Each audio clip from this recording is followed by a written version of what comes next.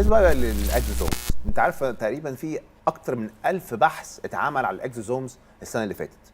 ايه الاهتمام العالمي الرهيب بموضوع الاكزوزومز واستخدامه في مجال التجميل؟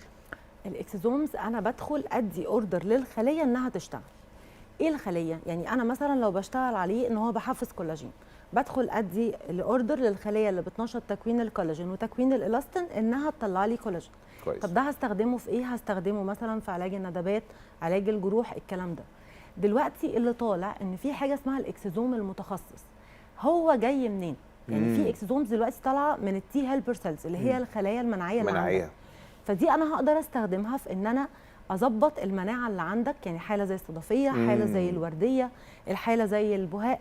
الحاجات دي ابتدى يتعمل عليها ابحاث حلوه قوي ونتيجتها رائعه. اوكي، حلو طيب جدا. في حاجات تانية جايه من الاديبوز تيشو، من اللي الدهون. هو من الدهون اللي موجوده تحت الجلد بالظبط.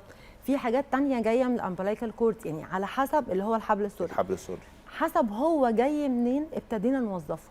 حلو يعني قوي. انا بستخدم الاكسوزومز دلوقتي في علاج الشعر. بيحول الشعر من حاجه اسمها فيلس هير لتيرمينال هير، اللي هو الشعر الخفيف لشعر كامل اللي هو بيبقى اسمك. يعني واحد شعره بيقع مش لازم يعمل زرع شعر، ممكن يحقن اكزوزومز. لو في بصيلات النتيجه هايله وزن اسبوع. يعني اسبوع واحد بس؟ اسبوع واحد بس تحس بفرق؟ انا بشوف الفرق وزن اسبوع، الحمد لله فعلا بشوف فرق.